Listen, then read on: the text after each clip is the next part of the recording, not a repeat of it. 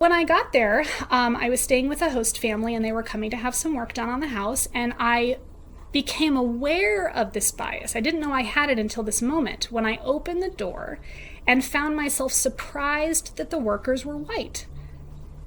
And at this moment, I was like, oh my, like I didn't even realize that I had had this bias, and I was embarrassed about it, but I was so glad that I had been made aware of it, as uncomfortable as it was, right? So it had been there all along and I didn't even know, right? And so these are the kinds of moments I'm talking about. Perhaps you've had them in your life, right? Where we realize that, a lot of what we've been told was maybe false, right? Or at least, was not the whole truth, right? It was a generalization, a stereotype. And so again, we want to make sure that we don't allow any old belief to reside in our mind. You should know what beliefs you hold, and you should agree to have them, right? And for good reason. And so if you're not willing to do this, right, then he says, to such a person, the world tends to become definite, finite, obvious. Common objects rouse no questions, and unfamiliar possibilities are contemptuously rejected. So here what he's saying is, if we're not willing to question our prejudices, if we're not willing to question common sense, basically, you're going to be the kind of person who thinks they have everything figured out. Maybe you know someone like this. They think they know everything. They have all the answers. And I want you to think for a moment about how enjoyable it is to be around someone like that, right? We don't like people who act like they know everything, because no one knows everything, right? And so we want to, again, try to embrace that intellectual humility. All right, so how does philosophy work, right? How is asking questions going to help, free us from this prison, as Russell's talking about? Well, he says as soon as we begin to philosophize, right, opposite to the person who thinks they know everything, we find that even the most everyday things lead to problems to which only very incomplete answers can be given. For example, right, I might think about something really common like brushing my teeth, right? Seems like an everyday thing, not very problematic. But when I start really thinking about it in a philosophical sense, right, I might think about, okay, well, as an action, surely it has some sort of consequences. So let me think about the outreaching impacts of me brushing my teeth. Well, in order to even be able to brush my teeth, I had to get my toothbrush from somewhere, right? So we're thinking about, materials, natural resources perhaps, or artificial ones. We're thinking about manufacturers, the employees, perhaps the environmental toll of shipping certain products.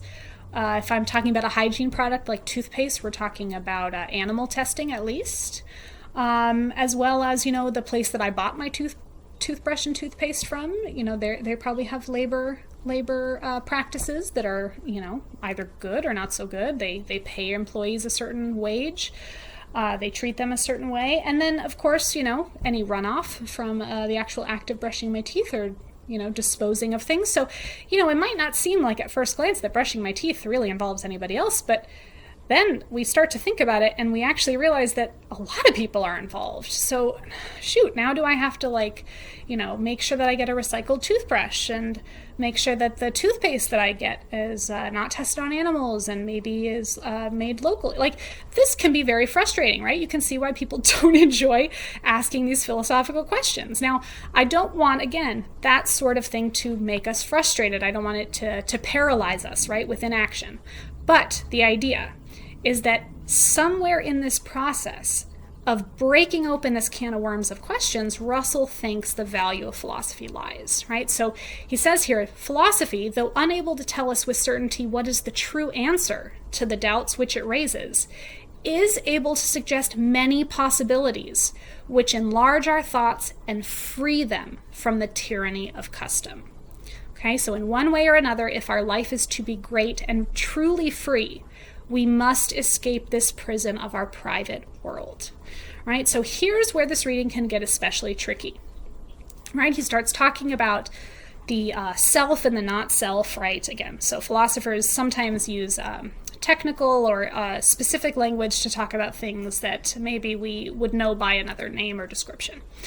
So here, right, Russell is breaking up this dichotomy some more, right, between someone who engages in philosophical contemplation and someone who does not, right? And so by asking those questions, because we don't know what the one right answer is, we are forced to explore as many possible answers as we can and to assess the strengths and weaknesses before we make a decision.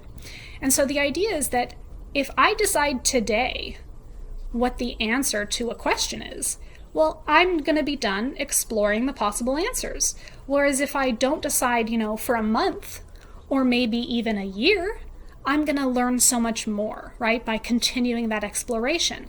And so what he is actually encouraging us to do is almost remain agnostic in a sense, right, to maintain that uncertainty in the sense that we should not necessarily never think that we know what the right answer is, but at least always be willing to be open to new possibilities, right? That we should never shut ourselves off from a future, potentially better or more accurate answer, right? So true philosophic contemplation finds its satisfaction in every enlargement of not just the world, right? Because we are getting a sense of what the world is like, right? The not self part.